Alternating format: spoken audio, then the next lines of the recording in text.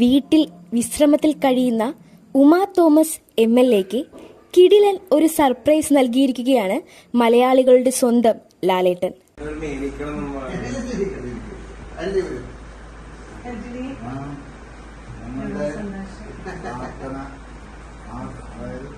ഒരുപാട്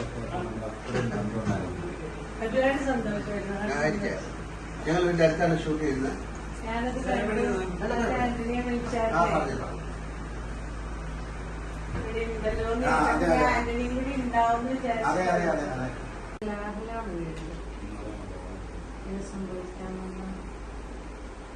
വലിയ ദൈവാധീനം പിന്നെ കേരളം മൊത്തം പ്രാർത്ഥിച്ചിട്ടുണ്ട്.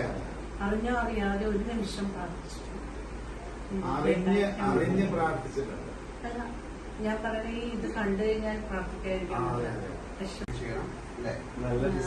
അപകടം